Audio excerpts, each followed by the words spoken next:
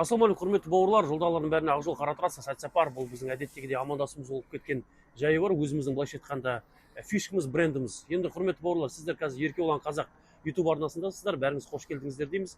Ең бірінші кезекте сұрайтынымыз YouTube арнасына жазыла кетіңіздер және мына колокольчик басып, астына комментарий, лайк, тағы да өздеріңіз сасықтарға желательно айтатынымыз дизлайктарыңызды да баса кетсеңіздер болады. Осы видеоны ары қарата жылжыту, бұны көп адамдардың көруіне бәріміз бірге ауызбіршілікпен үлес қосуымыз керекпіз. Енді құрметті азаматтар, осы видеоны бүгін соңына дейін қарауға кеңес беремін.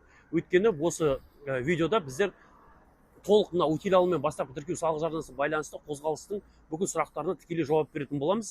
Енді біздер бұл рубрикамызды өзіміз бір қызық бір рубрика істейік, осындай бір азаматтармен, қоғамдағы кісілермен сұхбаттасайық деген ойымызбен біз былайша айтқанда хейтерлардың сұрақтарына жауап беруге дайынбыз. Оны мысалы жаңа хейтер студия бір нәрсе деп атағымыз келді, бірақ да қазіргі таңда біз өзіміздің былайша айтқанда халықтың арасында көп қолданатын сөз болғасын сасықтардың сұрағына жауап беруге дайынбыз. Олай болса, сасық рубрикаға қош келдіңіздер дейміз.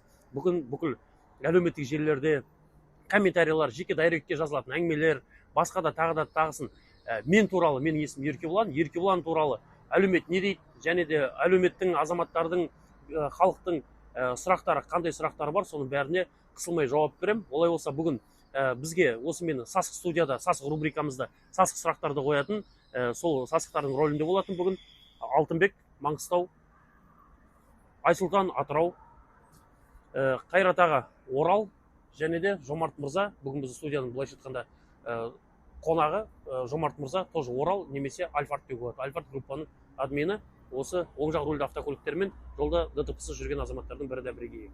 Олай болса, құрметті жігіттер, сіздердің кез келген сұрақтарыңызға жауап беруге дайынмын. Әлеуметтік желіде не айтып жатыр, не істеп жатыр, любой сұрақтарыңызды қоя беріңіздер. Қандай жеңіл форматта болсын, бізде бір қатты әдеби, мәдени сөздермен болмай-ақ қояйық. Ең бастысы оңай, былайша айтқанда спокойно отырып айта берейік. Орыс тілі мен қазақ тілі қазір қатар қолданылады ғой бізде. Сол сияқты қатар кез келген тілде араластырып сөйлеулеріңізге рұқсат деймін. Бірінші кезекте біздің қазір каналда боғауыз айту болмайды. Ескерте кетейік, сол жағынан шектеу бар, қалған ешқандай шектеу көріп тұрған жоқпын. Еркебұлан, халықтың арасында сені КНБ-ға жұмыс жасайды дейді, біреулер енді үкіметтің проектісі дейді. Соған не айтасың өзің? Так, оның тағы да бір комментарийдің түрлері бар. КНБ-ға жұмыс жасайды, КНБ-ның адамы, үкіметтің проектісі және үкіметтің қуыршағы деген бар да, соны ұмытпау керек, кокла дейді да. Былайша айтқанда, енді КНБ-ға жұмыс жасайды, жасамайды, біреудің алдында ақталғым келмейді. Бірақ та өзім айтайын, енді сұрақ қойған екен, КНБ-ға жұмыс жасамай, үкіметтің қуыршағы емеспін, ешкімнің жобасы, проектісі емеспін, егер де сұраққа қанағаттанатын болса осы жауапқа. Ал егер жоқ, қанағаттанбаймын, маған дәлел керек десе, мен біреуге, әркім біреуге көше жүріп дәлел беруге міндетті емеспін. Оны ұлттық қауіпсіздік комитетінің әрбір облыста департаменттер бар, және де кәдімгі республикалық не бар комитет. Соған хат жазсын, білсін, кадрына хабарласын. Бұл басып Еркебұлан сіздерді кім болып істейді, қандай должностьта деп енді жақсы біреулер айтады, ол секретный отдел, секретный агент деген сияқты. Енді білмеймін оған қалай дәлелдейтін, КНБ-ға жұмыс жасамайын деп. Дәлелдесін, мен КНБ-ға қай жерде жұмыс жасайтын, қашан кіргенімді, кім болып істейтінді, ол жерде звание бар, бір бөлім ба, отдел ма, қай жақта жұмыс істейді, бәрін дәлелдесін, халықтың арасында шығарсын. Міне Еркебұлан осындай жерде істейді екен, міне дәлелім осы. Ол Еркебұлан осындай күні осындай адамның соңынан аңдып, өйстіп қамап тастаған екен деп та, соны өзінің жаңағыдай былайша айтқанда трудовой деятельностінде да, өзінің жұмыс барысында сөйтіп қамаған екен. Дәлелін берсін, көрейік, дәлелдесін, бүкіл халық істесін. Ал енді үкіметтің проектісі қуыршағы дейтін, үкімет дегенге ол жерде былайша айтқан понятие растяжимое. Үкіметте мысалға 21 министрлік бар. Оның ішінде денсаулық сақтау министрлігі, ішкі істер министрлігі, басқа да спорт және туризм деген сияқты. Оның бәрі үкіметке жатады. Қайсысына жұмыс жасайды? Оны да дәлелін берсін да. Айтсам, міне Еркебұлан денсаулық сақтау министрлігіне жұмыс жасайды екен. Денсаулық сақтау министрлігіне барып нағыл деймін. Біздер утилизборный первичный вопросын көтеріп жүрдік деймін. Здравоохранение айтады, әңгіме жоқ, жігіттер сәттілік дейді, басыңдар алға дейді. Мысалға да енді үкіметке деген ішкі істер министрлігі шығар айтып отқаны. Тоже дәлелін шығарсын, без проблем, халық алдында көрсетсін. Айтсын, міне Еркебұлан дәлелім осы, міне былай, бүйтті сөйтті, видеосымен, документтермен конкретно шығарсын. Әңгіме жоқ, сол кезде дәлелі бар деген сөздеміз. Ал мен дәлелін таба алмайтын, уверен болғасын, бірінші кезекте солай. Сосын екіншіден, мысалы үкіметке жұмыс жасайды дейді, КНБ-ға жұмыс жасайды дейді. КНБ-ға жұмыс жасағанда мен біреуді былайша айтқан тоқылдауым керекпін да, сдавать етіп жіберуім керекпін, сонда мен не істеймін? Өзім осы қозғалыстың басында бастап жүрген адамдардың бірі де бірегейміз. Сонда барып мен КНБ-ға өзіміз сдавать етейін ба? Мен ертең адамдар жинап бұл жаққа шығайын деп жатырмын деп. менімен бірге Айсұлтан Алтынбек Қайрекен шығайын деп жатыр деп айтайын. КМБ-ға бірінші мені қамап тастаған выгодно болатын шығар. Өз-өзің бар, оны өз-өзің бар мойын алу, сознанка дейді да. Сознательно барып тұрсың, өзіңді мойның алдың. И, значит, өзің саған жауап беруің керексің да. Енді түсінбеймін, ол жерде логиканы, ол қоятын, сұрақ қоятын адамдарды сұрақ емес, сөйтіп айыптаған адамдардың өзінде де біршама логикамен ақсау бар сияқты да, өйткені өз-өзін сдавать ету, білмеймін қалай екен. Егер де мен мысалы бір қатардағы немесе группадағы отырған адамдардың біреуі болып, мен бір КМБ-ға жұмыс жасайды, сіздердің араларыңызға внедрять етіп алып, сол информацияны жеткізіп отыр дейтін сондай қатардағы адам болсам, онда сөйтіп айтуға мүмкіншілік бар еді. Ал өз-өзімді барып, ертең мен мындай зат ойластырып жатырмын, мынаны бүйтіп жатырмын, сөйтіп жатырмын деп айтқан әңгімеде логика көріп тұрған жоқпын да. Ал жаңа сұраққа жауап беретін болсақ, дәлелін берсін, әңгіме жоқ, кеттік. Утиль сборымен алғашқы тіркеудің ұзаққа созылуы. Неге ұзаққа созылып кетті деген бе? Жақсы. Қазіргі таңда. Сұрақтың төресін түсіндік. Енді құрметті бауырлар, кешірім өтінемін, бізде де интервьюерлер бұяқта сұрақ қойған азаматтардың бәрі ерудут емес, кәдімгідей жүректен жылып алатын да. Бірақ енді жазылған заттарды жазылған күйімен айтып отыр да. Бізде комментарий жазатын адамдардың өздері де бір толық открытый конструктивно жазатындай мәселе жоқ. Проблема бар. Сонымен утиль сборының первичка ұзаққа созылып кетті дейді. Иә, созылып кетті. Енді не істейік енді? Созу, созбау ол біздің қолымызда емес та. Біз әдейі созып жүрген ештеңеміз жоқ. Бір бітірмейік, осыны соза тұрайық деп, кәдімгі сағызша созайық деген сияқты ондай вообще идея жоқ. Біздің мақсатымыз бұны тезірек шешу. Бірінші кезекте осы белсенді топта жүрген азаматтардың өздері заинтересованы бұл сұрақты шешуге тиіседі. Өйткені бәріміз ары қарата өз шаруамызбен айналысқымыз келеді, жұмысымыз істегіміз келеді, тағысын тағы деген сияқты. Сосын бұл мәселенің соңында жүрген кезде де былай андай кәдімгі бәрі тәп-тәтті сладкий зат емес, бұл жерде де құлдалау бар, өздеріңіз білесіздер, жігіттер. Бұл жерде соңынан аңду, проблема деген сияқты. Тіпті элементарный үйдегі мәселе, мысалы қазір біз осы утиль сборының первичный мәселесі бойынша басқа жаққа кетіп қалдық. Сол кезде біздің үйімізде де мәселелер болады, бәрімізде де той бар, топыр бар, садақа бар деген сияқты. Соның бәріне болуымыз керек. Бірақ сол бүкіл өзіміздің жеке бас мәселеміздің бәрін ысырып тастап, осындай жерде жүгіріп жүру, ол да көп уақыт талап ететін зат. Ал енді өздеріңіз білесіздер, уақыт деген ол байға да, кедейге де, ауруға да, сауға да бәрімізге бірдей жүреді. Уақыт ешкім тоқтата білген жоқ осы күнге дейін, және уақыт ешкім сатып ала да білмеді. Сол үшін уақытымызды құрбан қылып жүрген адамдардың бірінші кезекте өзіміздің де қойған мақсатымыз бұл мәселені тездетіп шешу. Ал енді тездетіп шешпей жатқаны біздер әрбір уақытта барып кіреміз, айтамыз, осыны алдыға қарата сүйрейміз. Былайша айтқанда каждый өзіміз қойған жоспарымызға байланысты прогресс бар. Енді мысалы кез келген жолда бір Ақтөбеден, мысалы өзім Ақтөбедікпін, Ақтөбеден Астанаға жету үшін мысалы 3 жол бар. Біріншісі самолетпен келуге болады, ұшақпен 2 сағаттың ішінде, пойызбен келуге болады, 1 тәуліктің ішінде ешқандай қауіпсіз демалып та, және автокөлікпен келуге болады. Енді сол алға қойған мақсат бір, оған барғанда келетін жол әрбір түрлі да бізде. Егер де ауызбіршілігіміз көп болып, мықты болып, бүкіл халық бір-бірімізді КМБ-ға жұмыс жасайды, анау ананың адамы, мынау мынаның адамы деп жау жағадан алғанда бүре етектен тартатындай жағдайға жеткізбесек, бәріміз қазақта сөз бар, алтау алауыз болса ауызда кетер, төртеу төбелі болса төбедегі келер дейді да. Ыбырай Алтынсарин атамыз жазған Аққошқарда қамшаяндағы сияқты жан-жаққа тартпай бәріміз ауызбіршілікпен істейтін болсақ, кез келген мәселені кәдімгідей аз уақыттың ішінде шешуге болады да. Ал бізде біреу бір мәселені көтеріп шығады, ол КМБ-ның адамы болып шығады. Ертең сен көтересің, үкіметтің қуыршағы, ертең арғын анау көтеріп прокуратураның адамы. Солай ол бітпейді да, шегі жоқ та. Сол үшін аяқтан тарту бар кезде, хейт бар кезде, былайша сасықтар бар кезде, ол мәселе артқа қарата кететіні белгілі. Мысалы кезіндегі алаш зиялыларды ауызбіршілігінің арқасында Қазақстанға, қазақ мемлекетімізге тәуелсіздік алуға жолында біраз күресті. Ал өкінішке қарай сол кезде де елдің ішінде қазақта тағы да бір сөз бар ғой, қазаққа қазақтан басқа жау керек емес дегенде. Сол бір-бірімізге жау қылып сөйтіп аяқтан тартып сөйтіп жүрсек, бұл мәселе одан әрі кете беретіні белгілі. Ал ауызбіршілігіміз көп болып жаңағыдай ұшақпен ұшып баратындай жағдайға дейін жетсек, баратын мақсатымызға, онда былайша айтқанда ұшақпен 2 сағатқа жететін болсақ, тез қасқайған сәтте бұл мәселені шешуге болады. Ең бастысы ауызбіршілікте адамның көпшілігінде бір-бірімізді қолдауымызда. Иә, утиль сбор первичный мәселесі ұзақ кетті, оны бәріміз күресіп жатыр. Енді ұзақ кетті дегенде 2016 жылдан бері тамыры тереңге жайылып кеткен мәселені бірден, мысалы өсіп кеткен талды жұлып алу бір бөлек, жерге егіп қойған шыбықты жұлып алу бір бөлек та. Сол үшін бізде қазір діңгегі алысқа кеткен, тамыры тереңге кеткен талды жұлып алумен айналысып жатыр деуге болады. Ал ол кезде үлкен затты жұлу үшін баяғыда репка туралы ертегі болды ғой. Сол жерде күш керек, ауызбіршілік керек. И және көптігіміз керек та. Сол үшін жеңістің ауылын жақындату үшін жаңа кім Лев Лещенко деген кісінің әні бар, ертең 9 мамырда бүкіл жерде айтылады. Мы эту победу приближали как могли дейді. Сол үшін бұл жеңісті жақындату үшін ең бірінші күш, ауызбіршілік, сол кезде тездетіп бітіреміз деген ойдамыз. Ал утиль сборды первичканы бүгін ертең шешіп тастау, ол біздің белсенділердің қолында тұрған жоқ та. Ол біз бір қол қойып беріп, бір бұйрық шығарып, онымен шешіп тастайтын күшіміз жоқ. біз де бұқара халықпыз, былайша айтқанда конституцияның қазір 5-ші бабына көшкен бапқа байланысты биліктің бастауы халықпыз. Сол осыған жауап. Жалпы утил сборы мен алғашқы тіркеуге мәселесінің шешілуіне не кедергі? Не кедергі болған енді? Оған кедергі көп, өздеріңіз білесіздер, мысалы кезінде петиция болды, сондай кездерде көрдіңіздер, қарсыластар бар, бұл утил первичный төлеп тастаған азаматтар бар, және де осыдан субсидия алып отқан, істеп отқан тағы да басқа да жерлер бар да. Енді біреу біз алмаймыз дейді, біреу аламыз дейді деген сияқты. Бұны кедергі болып тұрған себебі біздің жоғарыда айтып кеткен халықтың ауызбіршілігі кедергі болып тұрған ең бірінші басты мәселесі. Сосын енді осы күнге дейін бізде мына жүйеде бір қалыптасып қалған заттар бар. Жаңағыдай біреуге несін одобрениесін алу керек, бір. Екіншіден былай, президенттің өзінің тікелей сөзі бар. Президент айтты, күшті президент, ықпалды парламент және есеп беруші үкімет. Бізде вертикаль власти осылай құрылған. Президент, парламент халықтың өкілі, президенттің көне латын тіліне аударған прецедент, то есть халықтың тілшісі, прессасы, от слова пресса, депутат, ол халықтың қалаулысы, ал министр деген сөз көне латын тіліне аударғанда жалшы деген мағынаны береді.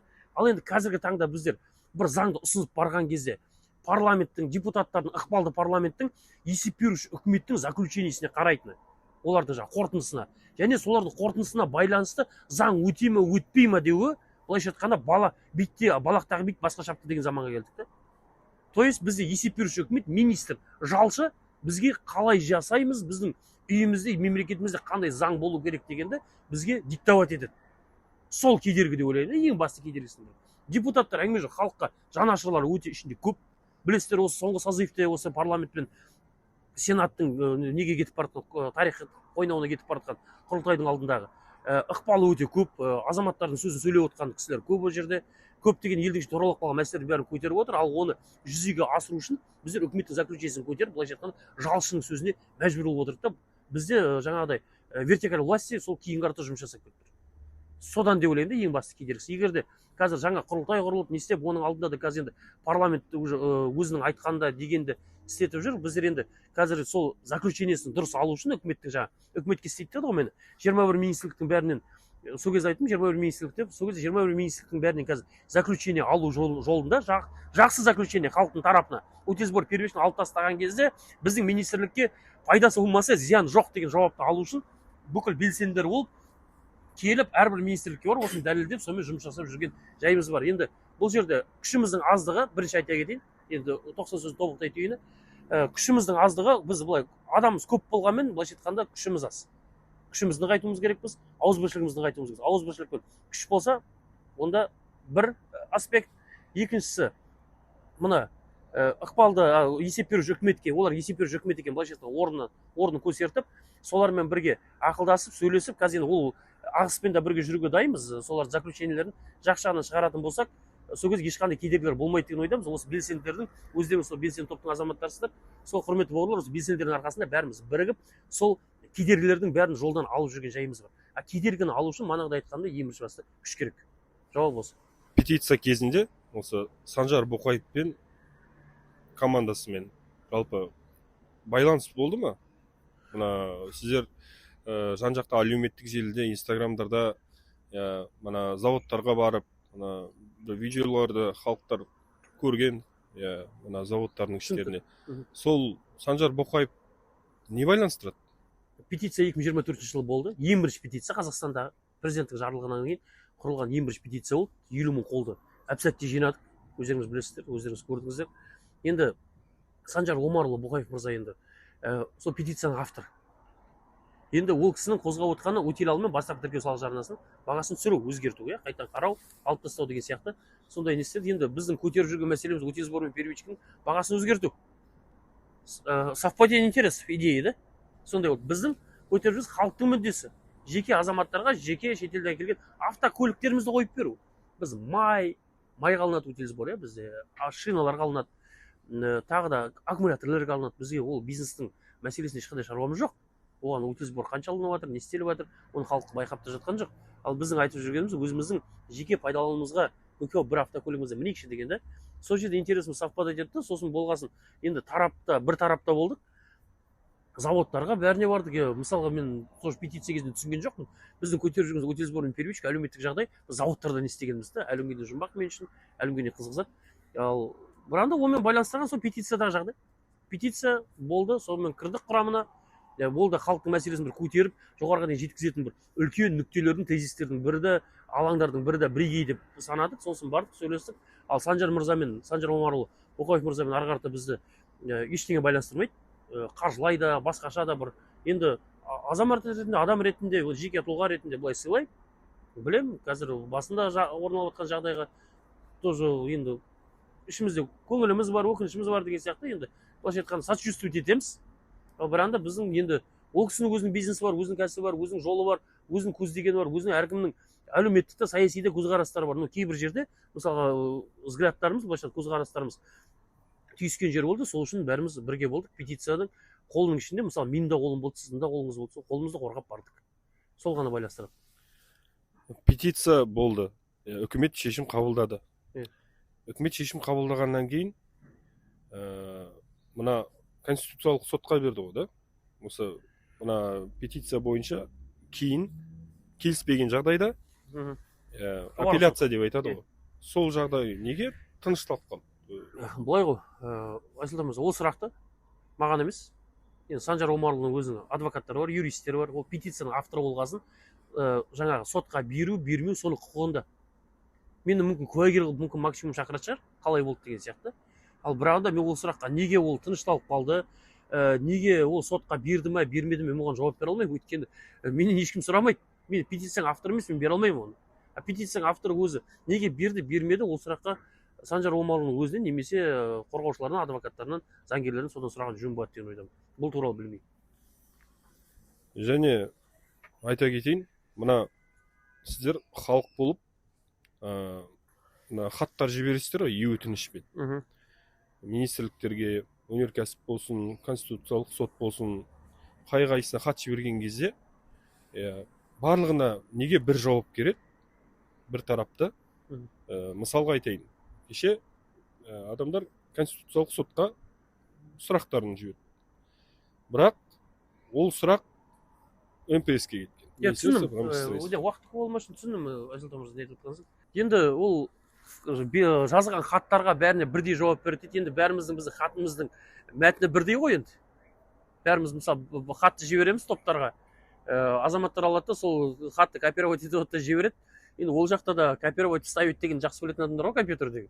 Копировать етіп отты, оларды жауапты, бір жауапты бәрін ставить етеді. Енді бірдей сұрақ, бірдей жауап деген сияқты. Ал енді оны мысалы бір мекемеге жазғаннан кейін оны неге ары қарата отписать етіп дейміз да? Мысалы әкімшілік процессуалдық кодекстің 65-ші бабының 1-ші және 2-ші тармақтарына байланысты олар құқылы бір жаққа отписать етуге, құзыреттілігіне байланысты дейді. Енді кешегіден мысалы біз конституциялық сотқа ең соңғы жазған хатымызды олар алғанда өнеркәсіп және құрылыс министрлігіне жіберген. Бұл хаттың мәтінінде бізде жазылды.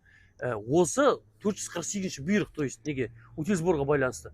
Сол қаншалықты заңды, ешқандай заңдарда және кодекстерде көрсетілмеген, және азаматтардың конституциялық құқығына қандай әсерін тигізеді, ол конституциялық құқықтарын ешкім шектемей ме деген біз сұраныста тікелей жіберген болатынбыз. Оның алдында өздеріңіз барсыздар, мына жігіттердің бәрі бар. Енді біз комментарийлерді оқып отырмыз бізге балдар. Осы азаматтардың бәрімен конституциялық сотқа кірдік. Сол жерде Диана деген ханым шықты, конституциялық соттың өкілі. Біздің конституциялық соттың ең басты саясаты ешқаяққа отписка істемеу деп өзінің жеке айтқан болады. Қандай әңгіме айтсаң да қасында 2 куәң болсын дейді. Дінмен де, заңда да бүкіл жерде сөйлеп көрсетілген. Енді қараңыздар. Екеуміз қасымызда 4 куә болды да. Бүгінгі таңда отписка кетіп қалды. Ертең міндетті түрде біз бірінші күні барамыз, соғамыз, ол сұрақты көтереміз. Неге сен өз сөзіңде видео айттың? Отписка осылай кетті. Біздің арқамыздан қағып немесе өтірік айтып шығарып салатын балдар емес, кішкентай балдар компьютерге алданатын. Біз де ары қарата өз сұрағымызды қойып барамыз. Ал енді отписка істеді, оны біз қазір жобаны қарастырып жатырық. Ары қарата қазір міне хат келді, хаттың мәтінін бәрін жауаптарын оқып шығып жатырық. Кейін қарата жалобы деген бар, жаңағы жалобысын басып, ары қарата өзіміздің тағы да жіберетін хаттарымызбен қайтадан жіберіп, оны қайталап, бізге некорректно жауап берді ме, біз онымен тынышталып қалмаймыз.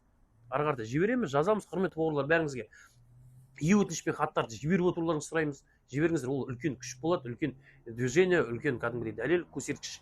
Сол үшін давайте өтінішке бәріміз атсалсақ, сол бәріне сұрағыңызға тікелей қысқаша жауап беретін болсақ, бірдей сұрақ, бірдей жауап. Отписка туралы әңгіме жоқ, жалобысын жазамыз. Келесі сұрақ. Ереке, мына біздің парақшада тиктокқа сұрақтар береді, дуэт шамды қалай рұқсат береді дейді. Иә. Заңдастыруға Заңдастыруға қалай болады деп. бізде көрдіңіздер құрметті бауырлар, сұрақтар сан алуан. Бір жақта кім жұмыс жасайсың ба, петиция не болды дейді, тарс мына жақта басқа алмасып кетеміз. Енді жоқ, ол азаматтардың несі. Билет шамдарын қондыруға болады жігіттер. Қондыруға болады, оған определенный кәдімгідей белгіленген рұқсатнама қағаздарын алу керек. Ол үшін өздеріңіз білесіздер, жаңа сертификациядан өту керек. Мына фарың дұрыс қондырылды ма, қандай лампа қондырып алдың, адамның көзіне түсе ме, түспей ма, жаңағы светотеневой граница дейді, сосын жоғарыға шығып тұр ма, астыға түсіріп тұр ма, сондай өзінің нелері бар, шектеулер, заңдылықтары. Оны мына лабораториялар бар, то есть мына ГБО қондыратын жерлер, немесе мына Грузияда мәшекелгенде СБГТ салуға бардыңыздар ғой. Сол жерде лабораториялар бар, іздесеңіздер табасыздар әрбір қалаларыңызда. Өткенде енді көп қалаларда жоқ деген жалобы болды. Біз ол туралы КТРМ дейді, комитет техрегулирования метрологии, техникалық реттеу және метрология комитетіне соқтық. Сол жерде басшылармен сөйлестік, халықтың арасындағы арыз шағымды айттық, осындай автокөліктеріне билет шамдарын қондыруға мәселе болып жатыр деп. Соған сертификация алатын жер жоқ деп.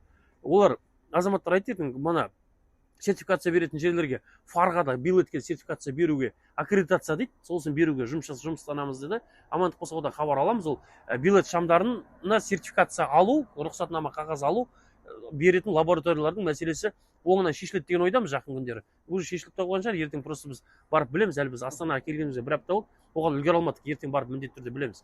Осы алдағы жұмыс аптасында, сәуір айының 2-ші аптасында. Енді сол жерде ең басты мәселе, мына билет шамдарға рұқсат алатын кезде сол билет лампының қаяқтан келгені, сол билет лампы 8000 кельвин ба, 6000 кельвин ба, нағыз Қазақстанға кірген кезде каждый лампа бәрі аккредитация өтеді лабораториядан. Сол туралы қағазы қайда дейді. Енді оны мысалы қазір алдыңызда бір кісі бар да, билет шамын бір магазин сатып алды дүкеннен, ол дүкен сол қаладағы бір үлкен дүкеннен алды. Үлкен дүкен оптовиктен алды. Оптовик Алматыдан алдырды. Алматыдағы продавец бір Қытайдан әкелетін оптовиктен алдырды. Сол ана оптовикте қалды сол қағаздар. Енді қазір біздің сұрап отқанымыз сол ең түбіріндегі мына Қытайдан әкелетін оптовикте қалып қалған қағаз бар емес, соны сұрамай, жаңа аккредитациядан өткен лабораториялар бар ғой, солар өздері тексеріп, автокөліктің бүкіл біздің техрегламентке бәріне сайма, 8000 кельвиннен аспайды мысалға да, светотеневой границасы осылай түсіп тұр, қондырғының бәрі орындары безопасный екен, қауіпсіз екен заключение бергеннен кейін қорытынды бізде. Содан кейін қолына не сертификат бере берейік деген сияқты ұсыныс бар. Билет шамдарын қондыруға және оны заңдастырып жүруге заңдардың тетіктерін кейбір жерін дұрыстаймыз деген ойдамыз. Және билет шамдардың мәселесін көтерген Қазақстан Республикасының мәжіліс депутаты Ерболат Сатыбалдин мырза бар, сол көтерді, өткенде жиынды ұйымдастырды. Осыған осы кейсімізді апарып, ол кісімен де кездесіп, амандық болса КТРМ-мен бәріміз бірге отырып, осы мәселенің жолында бір адамдарға, азаматтарға қолайлы болатын бір шешіміне шығамыз деген ойдамыз. Сол билет шамдары туралы сұрау. Мына сұрақ бар еді, қазір тікелей эфирде TikTokта жазып жатыр, 608-ші каптың коапты қозғандашы дейді. Жеңілдік бола ма дейді соған. Бірден айта кетейін, 608-ші бап, мына ішімдік айдап, немесе ішімдік және наркологический жаңағы опьянение дейді ғой, мастықпен. Полицияға ұсталып қалып, содан кейін жаңағы жүргізуші куәліктер лишение кеткен адамдар, то есть 7 жылға, 15 күнге қамап, оны көтеріп жатқан азаматтар бар. Енді бір елді заңды өзгертіп, соған қолайлы, ыңғайлы зат істейміз десе, только алға бір анда жігіттер екі қайықтың басын ұстап суға кететін жағдай жоқ.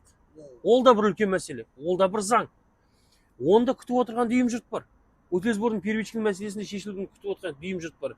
Қолдап отқан азаматтар бар. Сол үшін қолдап тек қана ауызша емес, сонымен қатысты өздеріңіз білесіздер, материалды да басқа жағымен де қолдап көмектесіп отқан азаматтар бар. Біз ешкімге сатылған адамдар емеспіз, бірақ біз сол мәселемізді шешейік.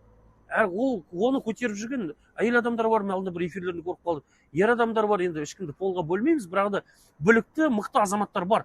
Кәдімгідей оларға алып қосар ештеңем жоқ. Олардың аргументтерін бәрін тыңдаған кезде кәдімгідей алып қосар мәселем жоқ.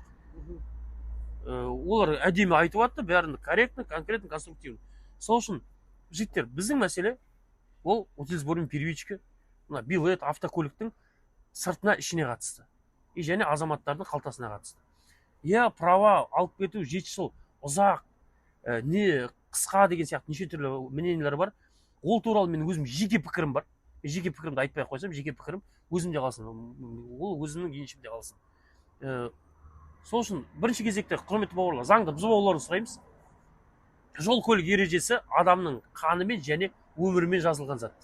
Ал ол 608-ші бапқа байланысты көтеріп жатқан азаматтар бар, өздері жалғастырсын. Біздің тақырып утилизатор, первичка, билет, тағысын тағы ГБО деген сияқты осы автокөлікке қатысты заттар есіктерін ашып кіріп жүргесін, сол жерде сопутствующий қозғап жатқан заттарымыз, мелочтарымыз. Әлі бізде 862 бұйрық деген бар, автокөліктерді первичный регистрация алу туралы. Сондай сияқты сол мәселеміз шашетектен асады. Сол үшін екі кемені басын ұстағымыз келмейді. Ол да бір үлкен кеме, ол кемедегі азаматтардың бәрін сәттілік тілейміз. Өздерінің бостандық аралдарына ешқандай қиындықсыз жететініне сенімдіміз. Тағы да сұрақтар. Көпшіліктің сұрауы тоже өздеріңіз білесіз, легализацияны өткен көліктер мен өтпеген көліктердің мәселесі, және де мына көпшіліктің сұрағы сол кездегі болған легализацияның жалғасы бола ма, және де сол кездегі шикіліктер 5 жылдыққа конструкцияға жаңағыдай тіркелген көліктердің мәселесі не болады ары қарай? Түсіндім. Бұлай Жомарт мырза. Иә, ол көпшіліктің сұрауы тоже. Жігіттер, бірден айта кетейік, легализация 2.0 бола ма дейтін адамдар бар, екінші рет бола ма дейді. Ол легализация 2.0 бола ма, болмай ма білмеймін. Менің көтеріп жүргенім затымыз, біздің жігіттер, мен ұсынған затым осы әлеуметке, сіздерге, бәріңізге мен мысалы мұндай мәселені көтерейік деп сіздерге ұсындым. Кім қолдайды, кім қолдамайды, әркім өз позициясын айтты деген сияқты. Кілең қолдайтын азаматтар ол бірге жүр. Группада да сол кілең қолдайтын азаматтар, потому что идея айтылды, соны қолдайтын азаматтар. Ал енді біреу азаматтар легализация өткізу керек, сол направление дұрыс істейтін болса, олардың өздерінің чаттары бар, мен білуім бойынша. И және чаттарды ашып алсын. Сол направлениеде қозғалсын. Пожалуйста, только алға, жігіттер, қолдаймыз, поддерживаем, басыңдар. Енді бір анда жігіттер былай ғой, осы тарапты айтатыным. 304 мың автокөлік учет қойылды, легализация кезінде. 304 мың адам қойдық, бүгін сізде бәрінде машина бар. Неге басқа Қазақстанның 20 миллион адамның 1 миллион 970 мың, 1 миллион жаңа 900 мыңына неге біз шектеулі болып қалдық? 1 миллион 17 миллион адам. 17 миллион адам. Неге біз шектеулі болып қалдық? Неге сонда олардың құқықтары перед законом все равны, некоторые равнее ме? Сонда олардың құқықтары перед законом равны, а біз сонда равнейміз бе олардан гөрі? Неге бізге мүмкіншілік тудырмайды? Біз де алайық машина. Алайық та қазір тағы да легализация объявлять етейік, 500 мың адам қойып алайық. Сосын легализация 3.0 сұраймыз да, 4.0, 5.0 деп жүре береміз. Уже 10.0-ға келіп 20 миллион адам бәрін қамтып болған кезде, ана ең бірінші сіздер қойып алған 304 мың адам қайттан шығасыздар, мен тағы да машина әкелдім. Анауым көнер бітті деп 10 жылдың ішінде. Не әкеліп отыр, ол бітпейтін зат. Өйтіп легализация сұрай беретін болсақ, онда жүре береміз, ана атадан атаға мұра қылып тастап, осыны ертең сен шеш, мен шеш деп жүре береміз, жігіттер. Сол үшін бізде бұл легализация ол салдар. Автокөлікті кіріп кетті, сол кіргеннен кейін салдарын жоюға тырысты. Ал енді біз бұның себебімен күресуіміз керек, жігіттер. Чтобы ертең легализация 3.0, 4.0 деп сұрап жүрмейтін қылып, заңды реттеп алайық, бәрімізге тең бірдей болсын. Машинаны әкелесің, учетқа қойдың, без проблем, ары қарата автокөлігіңді айдайсың, сат жібердің, бір жаққа жібердің, утилизацияға жібердің, қайттан жаңа автокөлік сөйтіп біз автопаркімізді күнделікті жүре беруіміз керекпіз. Ал енді кім легализацияның мәселесі дұрыс екен деп санайды, солар жазсын, легализацияның закон, заңды жазу керек, ары қарата қимылдау керек. Ол өздері қарайды. Мен легализацияны жазып алып, 3.0, 4.0, 5.0 деп жүре беретін жағдай жоқ. Бір, екіншіден, жаңа легализация кезінде учет қойылған машиналар. Пятилетка. 5 жылдықтан бастайық. 5 жылдық деген былай. Амандық болса, 2023 жылы сіз, мысал қайтайық, декабрьдің, желтоқсанның 10 күні машинаңызды учетқа қойдыңыз. 2028 жылдың декабрьдің 10-ында сіздің машинаңызға 5 жыл уақыт болады. Ол үшін сол кездегі Қазақстан Республикасының әкімшілік полиция комитеті Сұлтанбаев Қайсар мырзаның телевидениеға берген интервьюде бәрі де бар. Сол кезде 2028 жылы ертең соттың шешімі шығады, осындай легализация қойылған кезде 1-2 машина емес, 100 мыңдаған машина қойылды ғой. Соларға байланысты соттың шешімі шығады, пятилеткеге қойылған, время учетқа қойылған автокөліктерді азаматтық кодекстің мен өзім көзқарасы 245 бап находкаға байланысты, бұрынғы қожайынның келмеуіне байланысты, мысалға Жомарт мырзаның атына полностью присваивать деген сияқты. Сол кезде 200 мың теңге төлейсіз, сол кезде 200 мың төлемедіңіздер ғой. Төлейсіздер, сол машинаңыз постоянно учетқа кетеді. 5 жылдықпен енді сіздер айтады, 5 жылдың ішінде ешкім келмесе, атыңызға постоянно қойып береміз. Кәдімгі учеттен шығатын, шешілетін қылып та. Ал қазіргі таңда, егер сіз ол уақытты күтпеймін, машинам Россияда учетта жоқ дейтін болсаңыздар, Ресейден бар сол қағазды алып келесіздер, учеттан шығарылған туралы. Әкеліп бересіздер, базадан тексеріп тұр, сосын алады да машинаңызды постоянно учетқа өзгертеді. Одан мәселе конструкторларға байланысты. Бізде бірінші бір қызық зат бар. Автокөлігімізді конструкторлар қойылмайды, өздеріңіз білесіздер, қойылмайды деп столды бір ұрып айтты, металлоломға апарып тастаңдар. Бірақ та біз халық шықтық, айттық, осы машина менің арманым, мен өзім осыны өмір бақи айдаймын, маған осы машинамды қойып берсеңдер болды деді. Сатпай ақ қойдым деді. Өтті уақыт, сату керек болып қалды. 3 жыл өткен жоқ, әлі сату керек болып жатыр. Жақсы, енді азаматтардың қалауы, өмірде әрбір түрлі ситуация бар. Енді қазір біз ол туралы ұсыныс істедік. Легализациядан өткен машиналардың да былайша айтқанда сиясы кетпеген мәселе емес, былайша бояуы сіңді деген ойдамыз. Енді ол автокөліктердің артында ешқандай криминал ештеңе жоқ екенін дәлелдердің бәрі уже былай айдан анық қой, іздеп келген жоқ ешкім. Енді жайлап оларды былайша айтқанда учеттан шығатын қылып, не істейтін қылып, жаңағы конструкторлар нелерді сондай мәселелерді қолға ала беруге болады деген ойдамыз. Енді легализацияның басқасында өзім болдым. Қандай аргументтеріміз, нелеріміз бар, санын білеміз, қалай қойылғанын білеміз, құжатнамалардың бәрін жақсы білетін болғасын, амандық болса, ол мәселені де біздер көтеріп жатырмыз и көтереміз. Үшінші, жаңа сіздің қойып отқан сұрағыңыздың ішінде легализациядан өтелмей қалған машиналар. Легализациядан өтелмей қалған машиналар деген легализация кезінде кім заявка берді, кімнің машинасы до 1 сентября 2022 жылдың кіргеніне дейін белгілі, дәлелдері бар, бірақ ақшасы бір есесі ол өтелмей қалды, ол сот процестері арқылы өтуіне болады. Азаматтық сотқа өздері судебный порядке жүгінсе болады сот арқылы. Ол өздеріне әркім жеке тұлғаның өзінің мәселесі болғасын, оған бүйт сөйт деп шаблон айта алмаймыз. Ол үшін адвокаттар бар, нотариустер бар, юристтер бар, соларға обращаться ету керек. Ол каждыйына тегін немесе каждыйына әрбір адамға отырып заявлениесін жазып беріп отыру үшін ол қаншама уақыт керек, күш керек деген сияқты. Сол азаматтар өз құқықтарын қорғау үшін сот арқылы шағымдану керек ол туралы, қолдарында дәлелдері болса. Ал енді после 1 сентября әкеліп қойған автокөліктер, транзиттердің бәрі после 1 сентября келдіңдер ғой, 2022. Содан кейін біреу 24-те келді, біреу 26-та келді деген сияқты. Бәріміз после 1 сентября. Енді ана сұраққа қайтып оралайық. Легализацияны қайта беру керек деп. Жігіттер, бірінші кезекте сұрақ қойыңыздаршы. Легализация 2.0 қашанға дейін кірген автокөліктерге? Біреулер айтады, давай 1 мамыр дейді. Сұрақ, 1 мамыр күні не болады? 1 мамырға дейін кірген автокөліктерді легализациямен бәрін қойып тастаймыз. 2 мамыр күні тағы да келеміз. 3 мамырда, 14 сентябрьде тағы да келеміз ғой. Сол легализация 3.0-ға дейін жалғаса береміз. Президенттің өзі айтты, 2022 жылдың 1 қыркүйегіне дейін келген автокөліктерді. Жоқ, азаматтар алты 2 қыркүйек, 5 қыркүйек, октябрь, декабрь жақсы. Сентябрьдің ішінде, сентябрьдің 10-на дейін естімей қалды деп ойлайды. Жоқ, қай жерде TikTokта, қай жерде не жанып жатқанын, қай қыз қандай клип түсірген, бәрін сол күні көріп, трендте не болып жатқан. Бірақ президент айтқанын көрмей қалатын азаматтар бар енді ондай бізде. Қызық жағдай. Ал енді жақсы. Октябрьде неге келдіңіздер? Декабрьде неге келдің? 2024 жылы неге келдің сен ондай мәселе? Білдің ғой, что болмайтын. Сол сияқты, ол бітпейді да, сол үшін сондай мәселе болмас үшін бұл утилизбор первичкасының мәселесі бәрін шешсек, шетелден арзан сапалы учетқа қойылатын без утилизбор первичка автокөлігіміз тіркеп алатындай мүмкіншілік туғызамыз. Болды.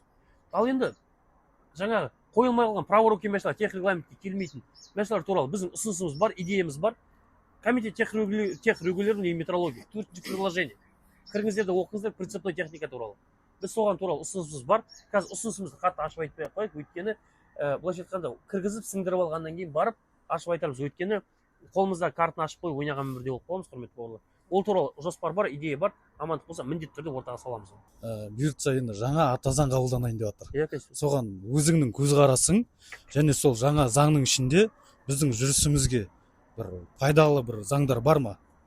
Так. Жаңадан қабылданған конституцияға енді ішінде 86 бап өзгерді, 86%-дай өзгеріске ұшырады. Жаңағы тең қатар деген сияқты неше түрлі әлеуметтік желілерде мәселелер нелер болды. Енді құрметті бауырлардың бәрін айта кететін жігіттер, конституцияға байланысты ол саяси зат. Иә? Саясат. Біздің көтеріп жүргеніміз әлеуметтік мәселе. Давай бетик. Саяси затты оны саяси алаңдарда айтайын.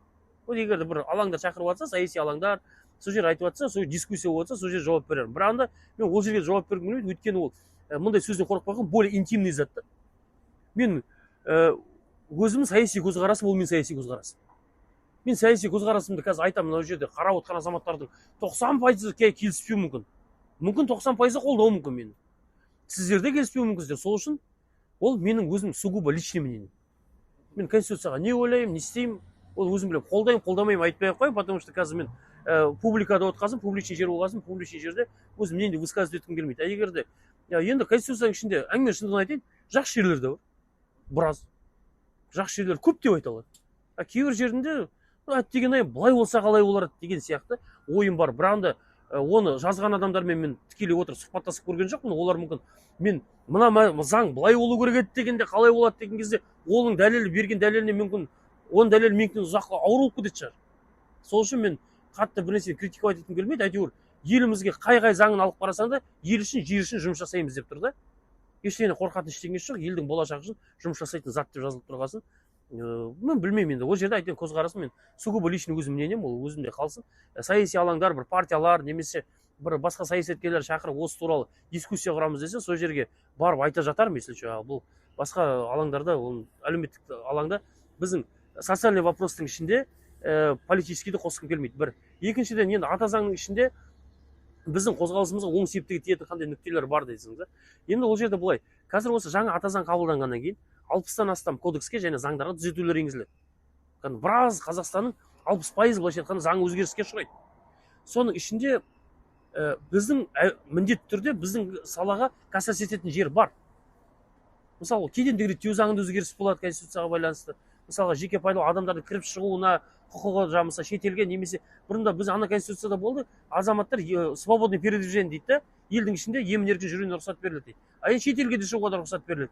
Шетелге шыққаннан кейін сен бір товар ала келесің өзіңмен бірге, телефон, кружка деген сияқты бір нәрсе. Соны қалай реттейміз, соны қалай оформлять етеміз деген сияқты, сондай мәселелердің бәрінің ішінде автокөлікті де кіргізу керек деген сияқты ұсыныстарымыз, нелеріміз бәрі болады да. Так что біздің айтатынымыз, бұл салада қазір бұл 60-тан астам заң, кодекс жазылатын кезде конституцияны түзетуіне байланысты.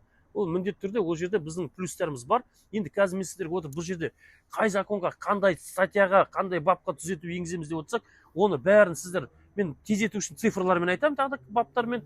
Оны кітаптардың бетін ашып, Google-ға кіріп, былайша айтқанда, бәрін үйренуші юриспруденцияны сіздер оқып шығу керек боласыздар да. Ал ұсыныстарымыз бар, әңгіме жоқ. Ол оң септігі бар бізге, көмегі бар. Солай қысқаша қайырайық. Осы жерде сондай жазылатын 60-тан астам закон мен статьяларға үлесіміз бар ішіне қосылатын. Ол жерде үмітіміз көп. Қазіргі кезде мына автокөліктер, транзит көліктердің мына иелеріне емес, басқа мына кеденнен өткен границада айыппұл келіп жатыр, соған олардың бәрі жылап жатыр. Сол бойынша не деу керек? Не айтар едіңіз? Енді перегонщиктер келіп жатыр, көбіне границада өткізген адамдарға айыппұлдар. Автокөлік сататын кезде, не істейтін кезде құжаттар бар. Доверенность дейді, сенімхат, медиаторлық келісім дейді. Басқа да құжаттар бар. Полиция бар бүкіл облыста. Автокөлік сатып жатса, мен автокөлікті осыған саттым деген сияқты апарып тіркеуге, сол жаққа хат жазып кету керек. Былайша айтқанда жариялау керек оны. Бір екіншіден, мысалға мен азаматтарды білем, штрафтар келмей жатқан. Перекупствомен айналысады, перегонщикпен. Бірақ айыппұл келіп жатқан жоқ. Ол жерде оның жеке кәсіпкер ретінде тіркелген. ИП-сі бар, ТОСы бар. Логистика, перевозка, транспорттық средства атады, автокөліктерді әкелу, жеткізу. Олар алады, мысалы, Айсұлтанмен сен мәші әкеліп пештердің, мысалы, мен тоғым бар да, ипім бар сондай, мысалы ретінде. Екіміз аламыз, мен сіздің атыңызда сенім хат аламын, ол декларация істеуге. Және де ипімен артында екеуінде келісім шарт болады. Сол кезде дәлелі бар да, что ол сол адам айдап әкеліп берді деген туралы. Сол құжаттардың бәрі тіркелген, ДГД-ға, налогыға тіркелген, сонымен барып тапсырып, өзім мойнынан ондай мәселелерді алып тастап жатқандар бар. Енді сол автокөлікті тасыған кезде тәуекелдікті мойын алды ғой. Мысалы, Грузиядан мен саған автокөлік алып келатырмын да, Айсұлтан. Мен аламда ол автокөлікті жолда ДТП-ға ұшырауы мүмкін, жол көлік оқиғасына. Аударылып қалуы мүмкін, түйісіп қалуы мүмкін, моторын кетіріп алуы мүмкін. Сол үшін мен жауапкершілікті өз мойныма алып тұрмын ғой, тәуекел. Енді әкелгеннен кейін сол штрафтар келіп қалады, тағы да бір мәселелер болады дегенде, тоже тәуекелдік бар. Сол тәуекелдікті алдын алу үшін не істеді? Қандай іс-шара қолданды? Ол бір. Екіншіден, сондай автокөлік тасумен айналысатын YouTube-да, Instagram-да, TikTok-та контент істеп жүрген адамдар біздің қозғалысқа кесірін тигізіп жатқан жоқ. Көп рахмет. Кесірін тигізіп жатқандар да бар. Неше түрлі алатын провокационный әңгімелер, байыбына жетпеген мәселелер, Грузияда бүйтіп жатыр екен, ЭПТС сөйтіп жатыр екен деген сияқты растамушка былай болайын деп алып қашпа фейк әңгімелерді көп таратып біздің қозғалысқа кері әсер тигізетін адамдар бар. Қолдамаса да.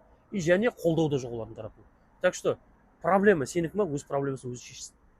Қолдап, келіп, айтып, бүйтіп, сөйтіп, бәріміз бірге осы қозғалыста қолдап жүрген азаматтар, сол азаматтардың услугысына ақша төлеп, автокөлігін сатып алып, последний ақшасын автокөлік әкелдірген адамдар. Солардың мүддесін қорғаймыз біз. Одан кәсіп тапқан бизнестің мүддесін емес. Бизнес істеді ма, попал плати. Айыппұл атыңа келіп жатыр ма, өзің разбирайсың, өз-өзіңмен істе. Ал егер де кел, сондай мәселе бар ма, жақында кел, сөйлесек, жетек түбіне дейін, мысалы мен автокөлік тасумен айналысқан жоқпын, оларда қандай жағдай орын алғанын білмеймін. Сол үшін мен осындай мнениедемін да. Келсін басқа жағын түсіндірсін бізге. Жоқ, жігіттер ол былай болды, бұл солай болды деп түсіндірсін. Айтсын, бірігейік, жұмыс жасайық, дәлелдесін. Жүр, біз барып жүрген есіктерді ашып берейік, кездесуін ұйымдастырайық, кіріп шықсын, пожалуйста, айтсын. Ал бір анда отырып алып алыстан айқайлап жіберіп, мен көп ақша тауып қойдым, енді сол мойныма ілініп жатыр деген. Кезінде тасып жатқан кезде күректеп, кәдімгі каждый адамнан мен за перевозку $500 аламын деп, ана жаққа барып $8,000 сұрап тұрған машинаны $7,000 келіп, ана хозяиніне $1,000 түсіріп алып келдім деп айтпай, қалтасынан $1,500 ақша басқан кезде, ол кезде жоқ, тысқа қалған жоқ, ол кезде ондай әңгіме болған жоқ. Біз сөйтіп қойдық, не істейік, мына аяққа көмегімізді берейік деп, ондай әңгіме болған жоқ. Бүгін келіп ол, когда былайша айтқанда бір жеріне қораға тірелген кезде әңгімелер шықты да, жоқ, келіспеймін. Әкелдің, тасыдың, тәуекелдің ол сен. Тәуекелімен өзі күресін. Ал егер келіп басқаша мнениесі бар ма, келсін, айтсын, сөйлесеміз, қараймыз. Егер де олардың аргументтері весомый болса, барайық, сөйлесін, айтсын. Сол мен айтарым олар. Ереке, сосын бұл қазіргі утилизбордың первичкінің мәселесін ары қарай жалғастырамыз. Халықтың талабы болғасын жүрсің сен. Соны біліп жүріп, естіп жүріп, қолдап жүріп. Енді мәселе, ол көліктер кірді, оның артындағы бұрынғы 89 жылғы, 90 жылғы көліктер жүр ғой әлі. Соларға үкіметтің бір қандай да бір жобалары бар ма? Утилизация істеуге, жаңартуға. Себебі олар дейтін қайтадан жөндеп алып жүріп жатыр. Біздің келген көліктер, қазір халық мініп жүрген өте ыңғайлы. Барлық жаңағы қолжетімді, сондықтан. Жәке, енді қараңыз, мен сіздің сұрағыңызды қазір дұрыс түсіндім бе, түсінген жоқпын ба? Айтып жібересіз. Елімізде автопарк бар,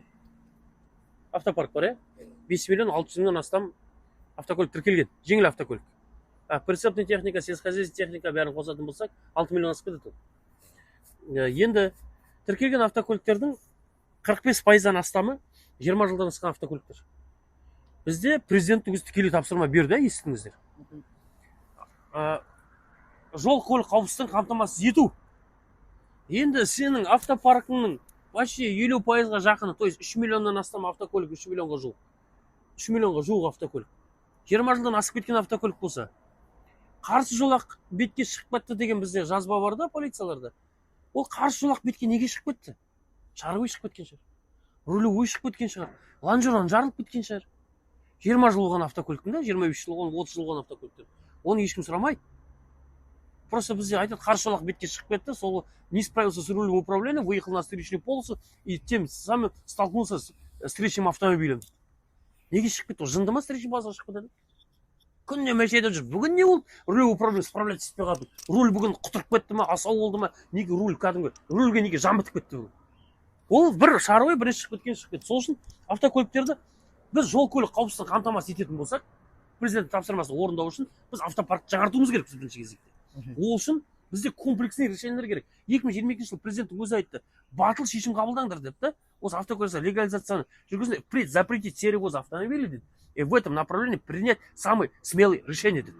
Еще өзі айтты, кім смелый решениемен жұмыс жасағысы келмейді, орыннан босатыңдар, кетіңдер дегендей. Әңгіме айтты, грубо айтатын болса. Енді серевоз әлі кіріп жатыр, мана айтып кеттік, оң жақ рөлді автокөліктер контрабандным путем.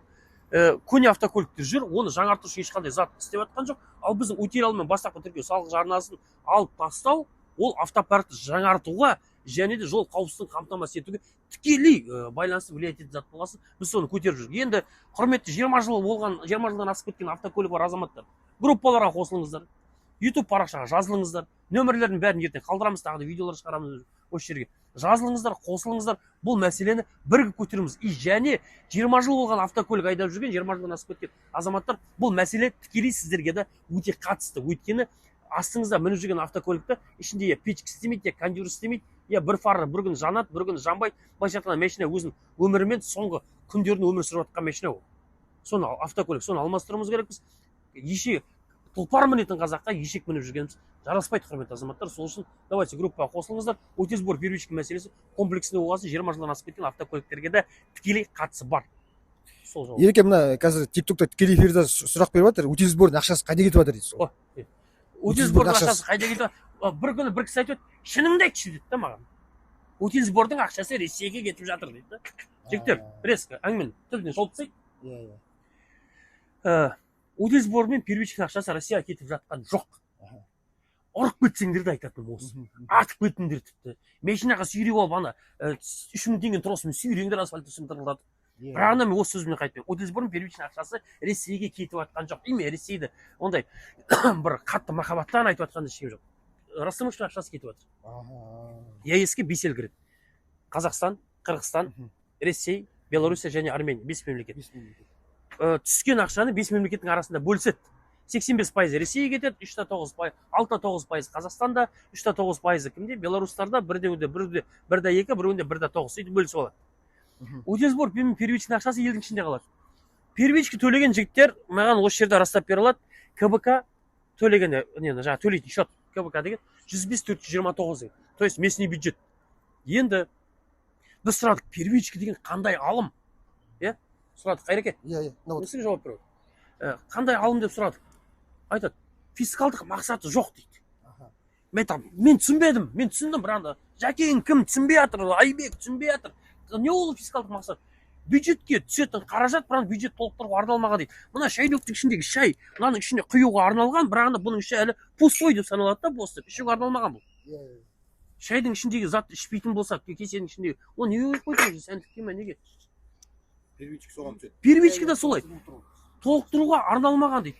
Енді, мысалға, Ақтөбе облысының бюджеті 1 миллиард теңге деп атайды да, мысалға. Қайрекен келді, оған 2 миллион первичка төлеген кезде 1 миллиард 2 миллион теңге болу керек қой. Жоқ, 1 миллиард теңге күйінде тұра берді. Мама, қайда кетті ақша? Енді Утилсбор сұрадық. Утилсбор қайда, ақша қайда? Жасыл дамуға түсіп жатыр. Оған не істейміз?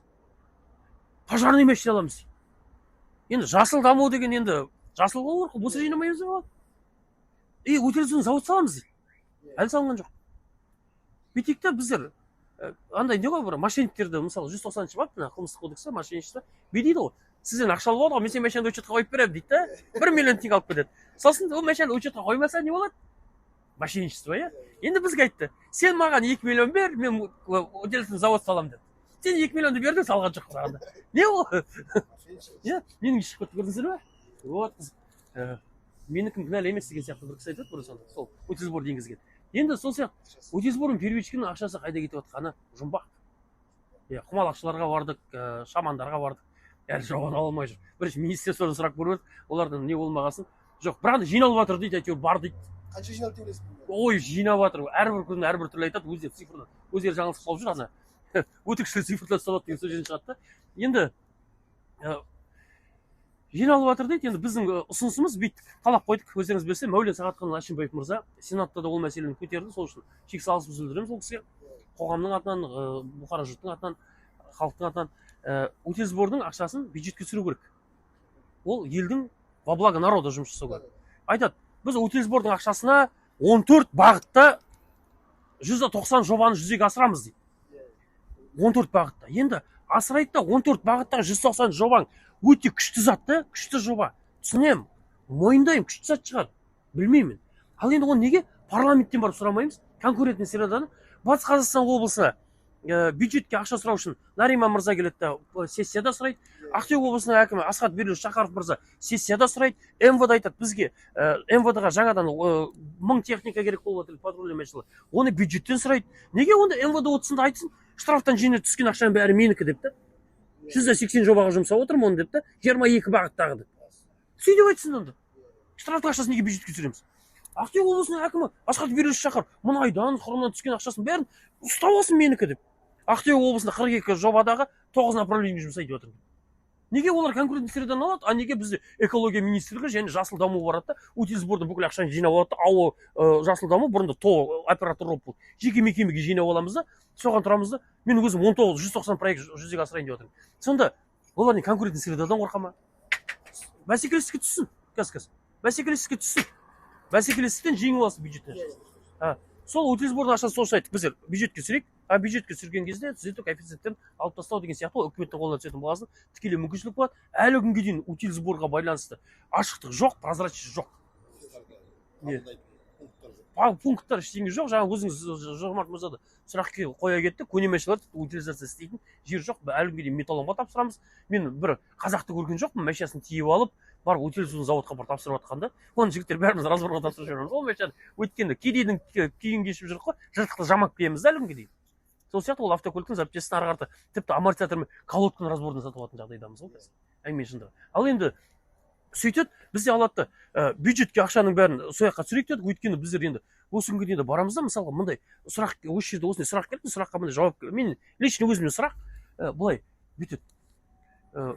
Жол неге шұңқыр, шоқалақ не болып отыр?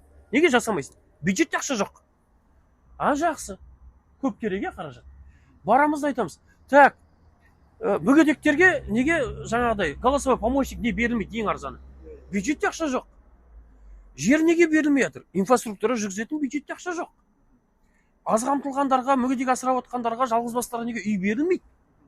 Бюджетте ақша жоқ үй салатын. Сосын жақсы дедім. Дүкенге бардым. Дүкенге бардым, 10 000 теңге продукт алдым. Ішіп жеме жаңағы біздің жаңағы сборға қатысатын жігіттер айтады ғой, бала шағаның аузына жырып беріп жатырмын дейді ғой. Бала шағаның аузына бір нәрсе тосайын деп бардым да 10 000 теңгеге дүкеннен зат аламын. 16% НДС. 1600 теңгесі бюджетке түсіп кеткен. Бала шағаның аузына жырып алған да. Сен аласың, Айбек, сен аласың. Қайреке, бәріміз продукт аламыз ғой да. Среднем күнде бір 10 000-ға, 2 күнде бір 10 000-ға продукт аламыз. Сонан 1600 теңге бәріміз төлеп жатырды. Ол жаңа уақыт сияқты, ажал сияқты, кедейге де байға да бәріне бірдей жүріп жатыр. Каждый адам магазиннен біресе алған кезде НДС налог төлейді. Машинаның налогы бар, бензиннің акцизі бар, бюджетке түсетін да. Кәсіпкерліктің налогы бар. Мына қазір біз отырған кафе, бұл да кәсіпкерлік, бұл да налог төлейді, подоход бар, десі бар. Бюджетке түскен ақшалар қайда кетіп жатыр? Сіздер өтесіз бұрын первичка сұрайсыздар да? Каждыйымыз 10 000 теңге продукттен 1600 теңгеден үкіметке аузынан жырып беріп жатырды да. Сборға 500 теңге салып жіберіп едім, отчет қайда дейді. Сен 1600 теңге үкіметке салып жібердің, соның отчеты қайда? Неге сұрамайсың? Бір жерге шыдаса. Қайда бюджетте ақшасы? Енді мана сөздің басында әңгіме болды да, конституцияны қолдайсыз. Енді президенттің көзқарасы жаңадан заң қабылдап, осындай мәселелер орын алмасын деген жолда заң уже былай айтты, уже мыналар бір жерін көтермейді да уже. Содан кейін алды конституцияға бекітіп жаңа салық кодексін енгізді. Бүкіл ақшаларын бәрін бюджетке түсіру керек. Неше түрлі құзыреттер беріп жатыр. Высшая аудиторская палата бар, ВАП бар, РФР, АФМ деп агентство создавать етіп, енді бір мынаның бір жолын тоқтатып, бюджеттің былайша айтқанда, бізде бюджетте дыра дейді да, үлкен дыра бар. Дыра бізде андай тесік болса, мына крышканың түбін тесіп тастайық, шай жайлап аға береді, бюджет кетіп жатыр. А бізде опырылып қалады, пустой болып қала береді. Соның мынау жерін жабу үшін сондай бір заңдар нелер қабылдап жатыр деген ойдамыз да. Конституция қабылдады, сол үшін 60-тан астам заң мен кодекстер өзгереді. Сол кезде бір бұны тоқтататын жолы келеді деп та, сол үшін біз ана президенттің бастамаларын нелерін сол үшін қолдаймын да. Өйткені президенттің бізде жақсы идеясы мощный. Осының жолында да енді мына бюджетте ақша жоқ. Мына үкімет бізде барасына рахат көрдіңіздер ма? Мана басында айтқандай, бізде есеп беруші үкімет жоқ. 1600 теңгеден бәріміз 10 000 теңге продукцияны салып жатыр, бюджетте ештеңе жоқ, жер берілмейді. Оралға барасың, Оралды алды, Батыс Қазақстан облысына бардым, қырғын жерге үйде очередьке тұрған адамдар жетеді, продвижение, продвиг жоқ. Алдым да қарекет қорына кірдім, сосын үй беріп жатқан да, қарекет қорының ішін қарап қарасам, 2025 жыл 2236 үй беріп жатыр. 100 күнде 100 баспана деген акциялар жүріп жатыр да. Халық жиналып беріп жатыр да. 500 теңгеден 1000 теңгеден қарекетке лақтырады, қарекет қорын жарнамалатын ештеңем жоқ, просто үлкен қорлардың бірі да. Сонда мен ойлаймын да, егер біз өзіміз жиналып адамдарға жылына 2000, 3000, 5000 үй бере алатын болсақ, үкімет не істеп отыр сонда? Очередьте тұрып жылдап 10 сотық жер дейді, әлем бойынша 9-шы орын аламыз, ең тығыздығы жағынан аз мемлекетпіз деп мақтанамыз, бірағында өзімізде дым жоқ та. Элементарный жерде бере алмаймыз да. Ол жерге бір труба, газ деп аталады, ана жерге обраткамен айналып кетеді. Су подачамен обратка тоже. Столбаның басына 3 провод 280 мен. Жерге түсіргенде 220 болады. 5 трансформатор бір районға. Соны істей алмасақ, онда білмеймін. Сол үшін осы жаңа заңдар бәрі сол үшін қабылданып жатыр деп ойдамыз. Және мысалға бізде азаматтар айтады, үкімет бүйтпейді, үкімет сөйтпейді дейді. Қазір білесіздер, кез келген облыстың, кез келген қаланың, ауылдық округтың бюджетіне мысалға қарауға, не істеуге, нені қалай жобалар, проекті жүріп жатыр, соған комиссия болып, әрбір тұрғындар 5 адамнан құралып, комиссия болып кіруге болады. Оны парламентте депутаты Ерлан Бияхметұлы Сайров оны жариялады, сонда уникальный закон шықты. Сол үкіметтің бізге президенті, биліктің, то есть кімнің, депутаттардың берген рычагтарын халыққа и және президенттің беріп отырған үлкен рычагтарын біз бәрін халық пайдалануымыз керекпіз. Біздің қолымызға үлкен аппарат берді, машина берді, бірақ ана машина айдау білетін бар, айдау білмейтін адам бар. Сол үшін үкіметтің бізге президенттің және депутаттардың беріп отырған үлкен аппаратын, машинасын біздер жақсы пайдалана білуіміз керекпіз. Сол кезде елімізде көп мәселелерді шешу, елдің бюджетін қорғау, елдің мәселесін жақсарту, ол тек көшеге шығып 5 адам болып бір жерде айқайлау емес. Ол елімізге жанашырлық, заңдарына араласу, қоғамның белсенуі, заң жүзінде белсенуі бірінші кезекте ел өзімізге керек.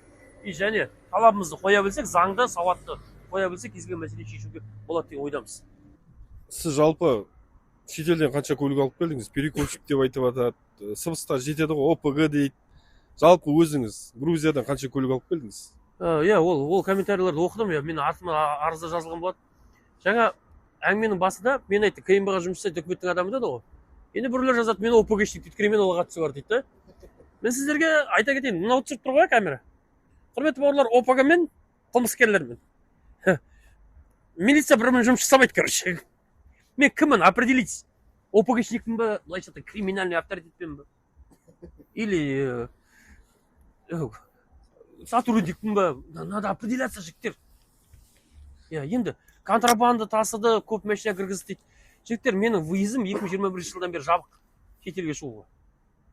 Контрабандамен айналысу үшін шетелден затсу керек қой контрабанда. Елдің ішіне затты ана жерге апарып ана жаққа сататын болса, оны саудагер дейді. Шетелден заңсыз әкелетін болса, контрабандист дейді. Енді мен шетелге шыға алмасам, елдің ішіндегі Ақтөбеден бір затты алып покрышканы апарып, или машина апарып Астанаға сатып жүрсем, ол саудагер деп атайды, перекуп дейді. Сол үшін жігіттер, мен ешқандай контрабанда тасыған жоқпын. 2021-ден запрет, оны кеден қызметкерлерінен, жаңағы мына шекара қызметкерлерін барып открытый источниктерді бүкіл жерде бар, оларды жазсаңыздар, сіз жауабын да береді. Или арыз жазыңыз, менің үстінен бар полицияға немесе антикорға бір жерге арызданыңыздар. Жазыңыздар, Еркебұлан шетелде машина тасумен айналысады, контрабандист деп. Сосын алады, сіздің арызыңызға байланысты маған зерттеу жүргізеді, тергеу болады мені. Соның ішінде қарайды, сізге жауап берді. Құлбасов Еркебұлан, сіздің жазылған арызыңызға бойынша Құлбасов Еркебұлан осындай жылы осындай машина тасып тастаған екен, соған осындай қылмыстық жаңа іс қозғалды, осындай жазасын алып жатыр деген сияқты. Немесе жазады, сіздің жазылған арызыңызға байланысты шекара қызметімен және кеден қызметтерінен сұраныс жібергенімізде ешқандай дәлел табылған жоқ. Сол үшін сіздің арызыңыз не дәйексіз, дәлелсіз іс қысқартылды деп береді. Сол жерден болды, біле қаласыздар. Ал енді өзің қандай машинамен жүресің деген сұрақтар болса, өзім 2005 жылы Германия елінде Бавария қаласында дүниеге келген кәдімгідей былайша айтқанда автокөліктердің ақыл текесі, автокөліктердің арыстаны, культі 3 әріппен жүрем, BMW деген.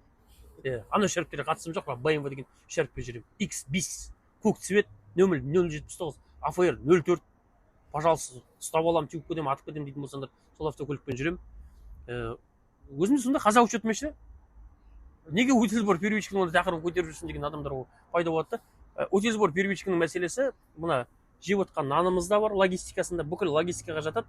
Соның бәрінде бар. Сол үшін көтеріп жүрмін, оны бұрынғы видеоларымда түсіндіріп айтқан болатын, қазір оны салармыз осы жерге. Көрерсіздер, оны YouTube каналдың ішінде бар. Ал енді ол елдің болашағы болғасын, менде ондай зат бар ма, жоқ па? Мысалға, жаңағы түрмеден адамдардың шығуына амнистия сұрап жүрген адамдар бар да, мындай баптарға амнистия істеу керек. Олар түрмеде отырған адамдар емес қой. 608 баптағы жаңағы правоны лишениені қайтару керек дейді. Оның бәрі лишенниктер емес қой. Сол сияқты Утилсбор первичка мәселесін шешу үшін мен өзім транзитпен не армиямен жүрген міндетті емес қой. Мен елімнің болашағын ойлау, оның басқа да қандай заттарға әсер ететініне көзім жете тұрып, әділетсіздіктің алдында күресу. Сол жауап. Тағы да бар ма сұрақтар? Болды ма? Онда құрметті бауырлар, енді өздеріңіз көрдіңіздер, бүкіл сасық сұрақтардың бәріне жауап бердік деген ойдамыз. Бүгін енді сіздердің бізде әлеуметтік желілерде жазылып жатқан сасық сұрақтардың бәріне сасықтардың рөлін сомдаған бүгін Алтынбек, Айсұлтан, Қайреке, Жәке, сіздерге көп рахмет. Көкейтесті мәселелердің бәрі қойылды деген ойдамыз. Тағы да қосымша сұрақтар болып жатса, міндетті түрде жауап беруге дайынбыз. Сосын жаңағыда айта кетті, YouTube каналға подписка істейміз. YouTube каналға подписка істеу бесплатно, сондай акция жүріп жатыр. YouTube каналға бесплатно акция, ол бұрын соңды акция болды, и YouTube канал жабылып қалмай, сол акция сол күймен жалғаса береді. Ешқашан ақша алған жоқ ол жерлерге. Саусақтарыңыз 10 тонна білекті сондай қатты батыр болсаңыздар да, алып жайлап телефонның үстіне подписаться дегенді басып берсеңіздер, ешқандай қиындық жоқ. Лайктарыңызды басып қойыңыздар, жомарттықтарың келіп жатса, және астына бір қолдайды комментарий жазып жіберсеңдер, біздің қазақтың көңілі бір аттан асып айдан дейді. Бір сөз жазып жіберген кезде бір қанаттанып ары қарата осы бір үлкен тауларды қопаруға үлкен мотивация беретін ол белгілі. Сол үшін көп рахмет, бәріңізге қолдауларыңызды шексіз алғысымызды білдіреміз. Ары қарата қолдап отырамыз. Енді біз мына сасық рубриканы ары қарата біз тұрақты түрде жалғастыратын боламыз. Бұл жерге енді келесі сасықтың рөлінде бірінші кезекте енді біз сасық рубриканы, сасықтардың ударын бірінші өзіме алайын деп өзім қатысып отырып, келесі рубрикаларда біздер неше түрлі үлкен тұлғаларды, осы қоғамда белсеніп жүрген азаматтардың бәрін шақырып, өзіміз осындай рубрика істеп, халықтың алдында былайша айтқанда битті ашып алып, ашық шайқасқа көшетіндей жағдайлар болады деп ойдамыз. Сол құрметті бауырлар, бәріңізге ақ жол қара трасса, сәт сапар. Амандық болса, ауызбіршілікте болсақ, бәріміз жеңіске жетеміз. Еліңізде шаттық береке той болсын. Жеңісте кездескенше. YouTube каналға жазыламыз және видеоны ары қарата таратамыз. Көп рахмет.